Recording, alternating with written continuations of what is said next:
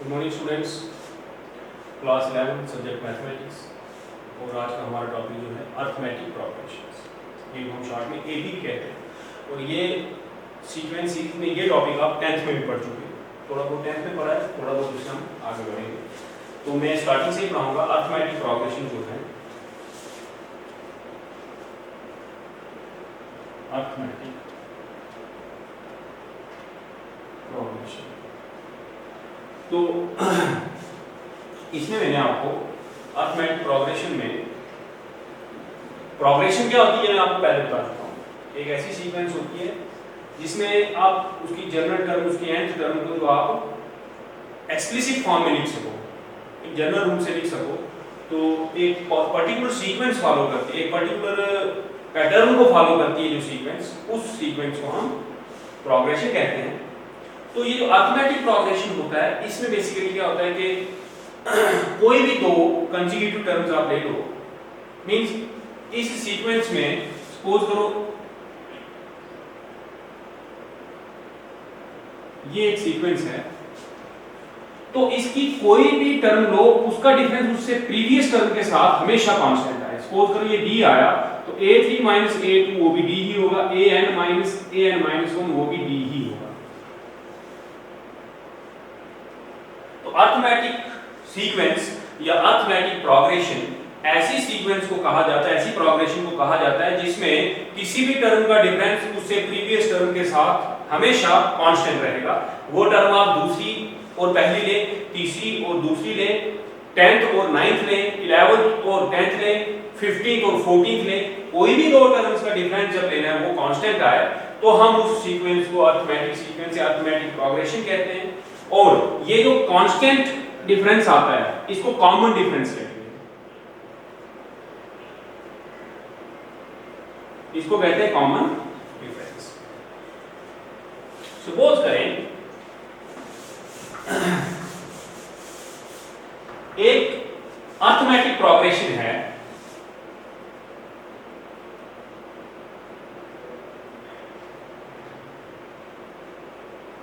जिसकी first term A and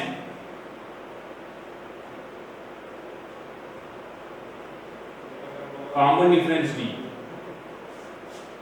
first term A और common difference D हो, तो फर्स्ट टर्म ए है तो पहली टर्म ए, अब डिफरेंस कितना कितना है, डी डिफरेंस है, तो दूसरी a प्लस डी होगी, फिर d a प्लस 2d होगी, सो ऑन।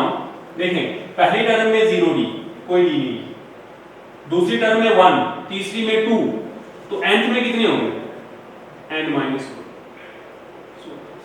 इसको कहते हैं standard form of n a. This is the standard form of n ए।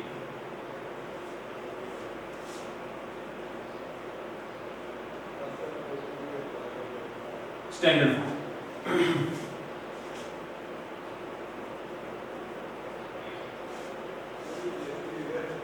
तो स्टैंडर्ड फॉर्म में nth टर्म अगर हमें निकालनी हो, nth टर्म को हम an से नोट करते हैं, तो किसके इक्वल होगी, तो देखें पहली टर्म, दूसरी टर्म, तीसरी टर्म, पहली में 0d, दूसरी में 1d, तीसरी में 2d, तो जो nth होगी उसमें n-1, तो ये nth टर्म होती है किसी भी एपी की जिसकी फर्स्ट टर्म a हो और कॉमन डिफरेंस d हो, तो उसकी nth टर्म इस तरह से निकाली जा सकती है।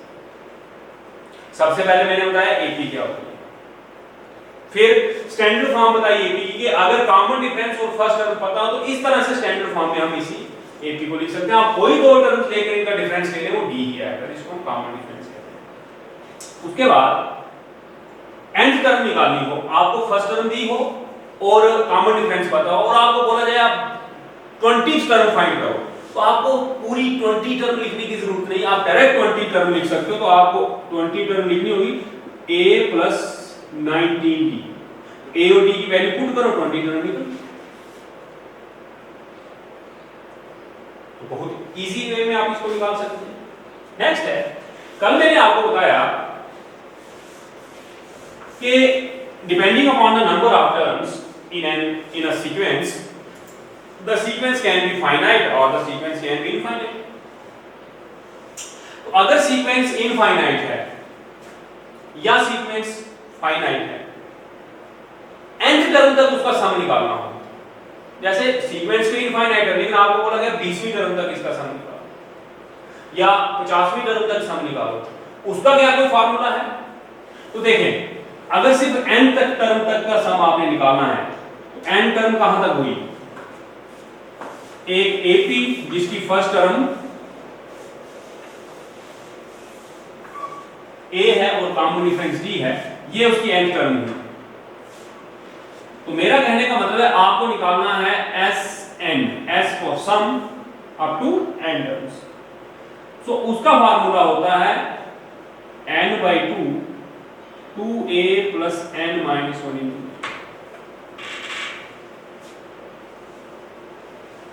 आपने सम कहां तक निकालना है?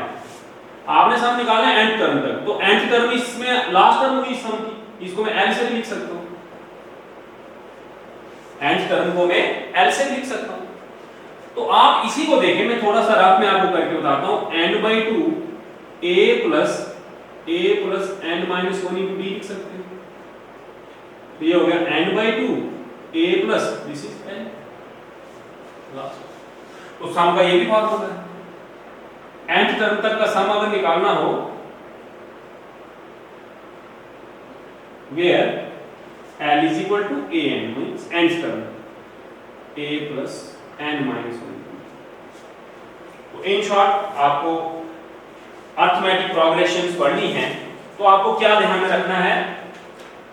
आपको ध्यान में रखना है अरिथमेटिक प्रोग्रेशन की डेफिनेशन, उसके बाद स्टैंडर्ड फॉर्म, उसके बाद nth टर्म और उसके बाद सम टू n टर्म्स, उसके दोनों फार्मूले। ये आपको अगर आए तो आप बड़े आराम से इसके सारे के सारे क्वेश्चन कर सकते हैं। एक डेफिनेशन हो, उसके बाद हम इसकी एक्सरसाइज करेंगे इन्हीं तीन टॉपिक्स पर, AP general term of n AP and sum to n terms of N.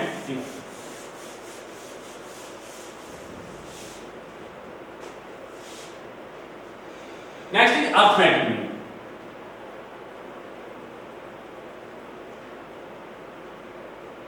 तो ये टर्म जो है ये आपके लिए कोई नई टर्म नहीं है। अरिथमेटिक मीन आपने पहले भी पढ़ा है स्टैटिक्स में, n टर्म्स होती है तो आप उनको ऐड करते हो, डिवाइड बाय n से डिवाइड करते हो, तो आप उसको अरिथमेटिक मीन कहते हैं। कोई भी दो नंबर्स a और b हो, सपोज करें एक नंबर उनके बीच में ऐसा मिल जाता है कि ये AP में हो गया, if a b are in AP, जैसे 2 4 6 AP में होते, 1 2 3 भी AP में होते, 5 10 to 15 ये भी AP में। देख लें कॉमन डिफरेंस। इस तरह के तीन नंबर हो जो AP में हो तो इनकी जो मिडिल टर्म है a, इसको कहते हैं arithmetic mean between a and b। Formula बात की बात है, फार्मूला आता है वो एक टूल है, मैथमेटिकल टूल है जिससे आप अरिथमेटिक मीन फाइंड करते हो। आपको दिया होगा 5 और 15 है, बताओ कि इनका मीन कितना है, तो आप 5 + 15/2 करते हो, 20/2 10 है। इस वजह से इसका नाम अरिथमेटिक मीन नहीं है। अरिथमेटिक मीन नाम इसलिए पड़ा है क्योंकि अरिथमेटिक मीन और वो दो नंबर जो हैं जब उनको आप ऑर्डरिंग में रखते हो, सीक्वेंस में रखते हो, तो वो अरिथमेटिक प्रोग्रेशन बनाते हैं, इसलिए इसका नाम जो है वो अरिथमेटिक मीन है।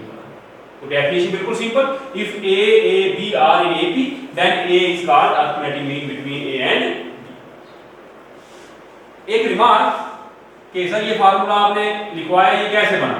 तो फार्मूला स्टैटिक्स में जो हम यूज कर रहे हैं वो कैसे बनता है अरिथमेटिक मीन का, मैं आपको प्रूव करके देता हूं। देखिए, let a be the arithmetic mean between a and b, then क्या होगा?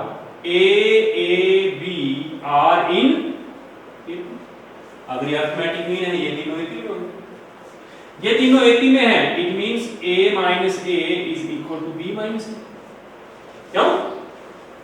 Equal to common difference. Common difference क्या होता है? कोई भी दो लगातार टर्म्स ले लो तो उससे प्रीवियस टर्म में से उस टर्म का a minus a या b minus b करो, हमेशा सेम आता है, सेम आता है तो इक्वल है। This implies a minus a देना है प्लस a को उधर ले लें a plus c।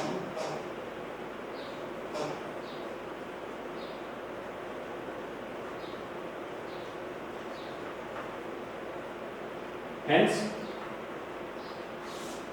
arithmetic mean is equal to a plus b by 2। इसी को बाद में हम जनरलाइज भी कर सकते हैं। n टर्म्स हुई तो a1 plus a2 plus so on। In general arithmetic में n टर्म्स हो तो a1 plus a2 plus so on plus an divide by n। जब दो है divide by 2 plus sum of observation divide by number of observation. ये आप statistics में use करते थे। यहाँ मैंने इसको क्यों इसका नाम अरिथमेटिक मीन पड़ा और कैसे इसको फाइंड करते हैं। इसी तरह से ज्योमेट्रिक मीन होता है, जब जीपी पढ़ेंगे उसके बाद वो पढ़ेंगे हम। इन सभी को हम स्टैटिस्टिक्स में एवरेजेस कहते हैं। तो इतनी सी थ्योरी जो हमने अरिथमेटिक प्रोग्रेशन की पढ़नी थी। अब इसके बाद एक एक्सरसाइज एपी की एक्सरसाइज 9.2 एक्सरसाइज 9.2 क्वेश्चन नंबर 1। ये कह रहा है find the sum of odd integers from 1 to 2001। so the given sequences, देखिए सीक्वेंस क्या है 1 3 5 7 2000। ये सीक्वेंस कौन सी टाइप की है? which is an AP। here a is equal to 1, b is equal to 3 minus 1 2, 5 minus 3 2। हमें सम फाइंड करना है यहां से लेकर यहां तक, लेकिन कितनी टर्म्स है टोटल? ये लास्ट टर्म है आल्सो n। n का पता नहीं ना, n फाइंड करते हैं। This implies a plus n minus 1 into b is equal to 2000। a कितना है 1, n minus 1, b कितना है 2। this implies n minus 1 is equal to 2001 minus 1 divided by 2। this implies n is equal to 2000 by 2, 1000 plus 1।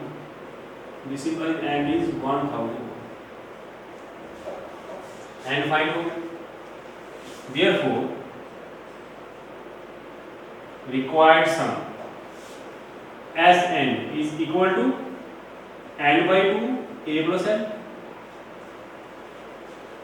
this is 1001 by 2 a 1 plus n 2000।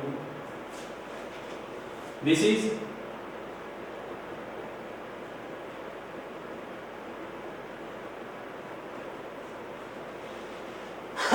so ये about 1 0 0 2 0 0। this is your answer। बहुत ही simple question, मुझे लगता है कि इसमें आपको कोई परेशानी नहीं चाहिए। Question number 2।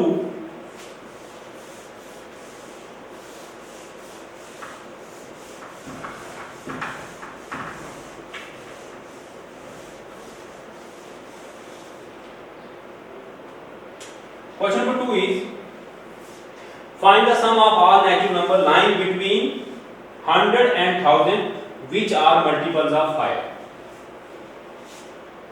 between, अब यहां पर from 100 to 1000 नहीं है, between है। between में 100 खुद नहीं आएगा और 1000 भी नहीं आएगा, और उसके ऊपर भी सारे नंबर नहीं 5 के मल्टीपल्स। so 100 के बाद 5 का मल्टीपल 105 आता है। so the given sequence is 105 110 115 so on 995।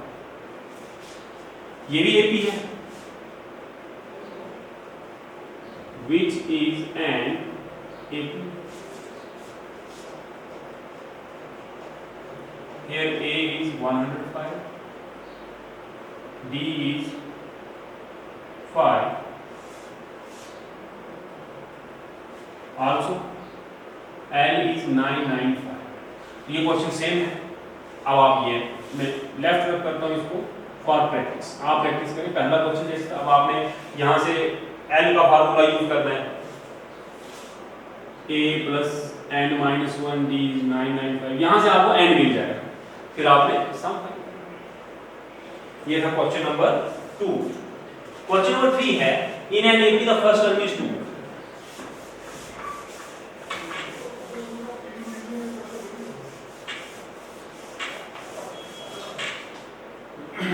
and the sum of the first 5 term is 1/4 of the next 5 term. Show that 20 term is 100 minus 112.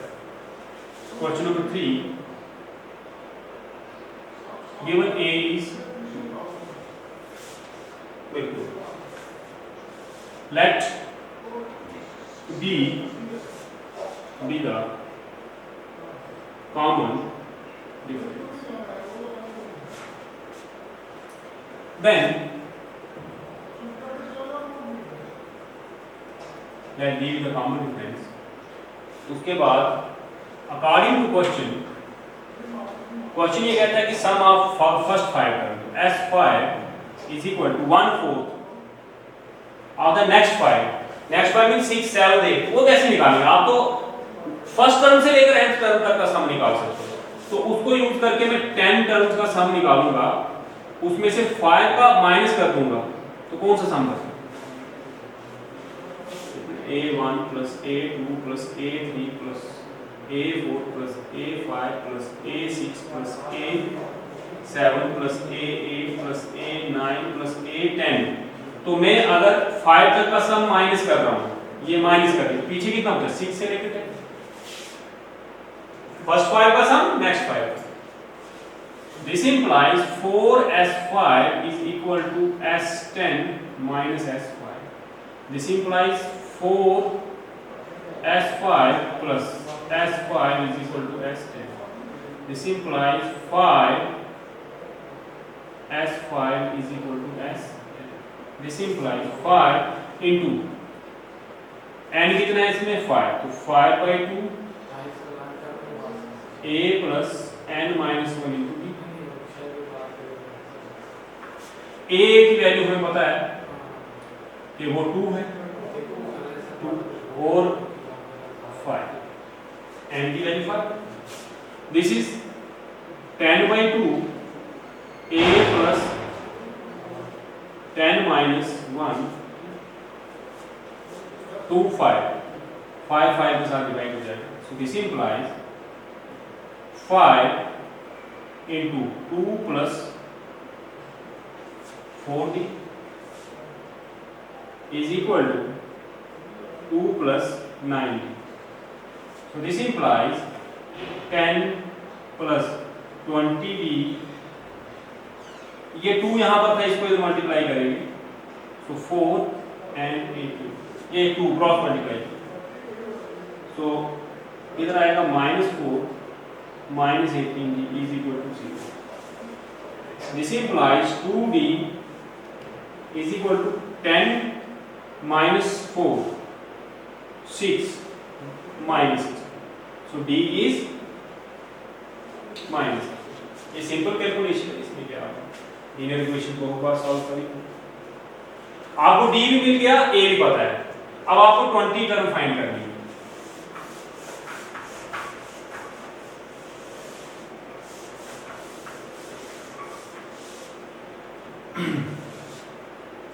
Now a20, this is a plus n minus 1, 20 minus 1, this is 2 plus 19 into minus 3, sorry minus 3 18 2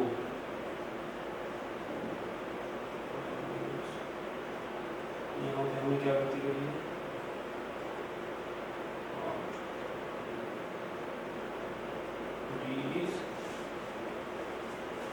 5/2 था, और दूसरी side कितना था? 4 था, 4 to the 8 आना था, 4 to the 8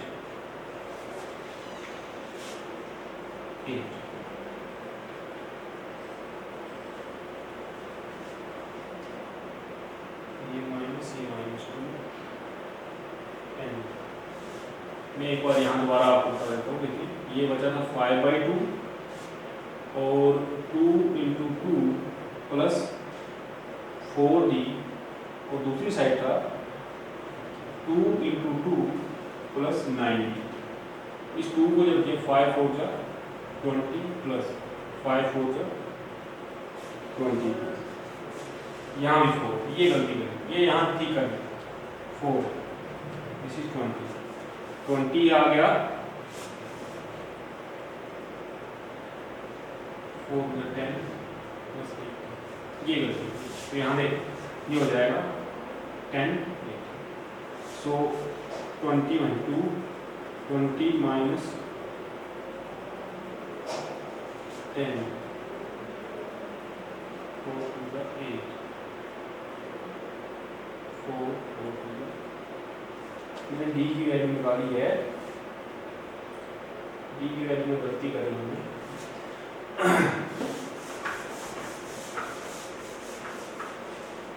यहाँ से आप इसको दोबारा देखिए, छोटी सी कैलकुलेशन में कहीं हमने गड़बड़ी कर दी जल्दी लिखने में। यहाँ 5 था और यहाँ था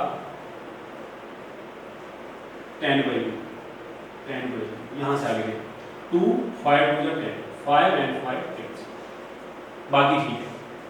अब देखते हैं, यहाँ से मैं दोबारा रिपीट कर रहा हूँ।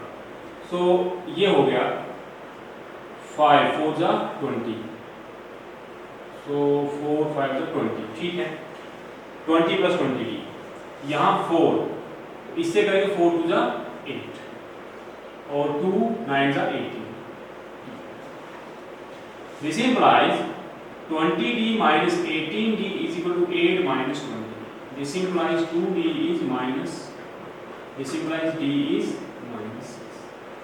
यहाँ छोटी सी गलती इधर कर दी थी हमने, 10 लिख दिया था या 4 लिख दिया, कुछ लिखा था, ये करेक्ट वन है।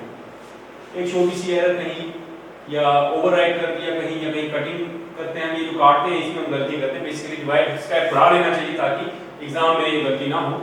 सो यहाँ आ गया 6, so 2 minus 1 1, this is minus 1।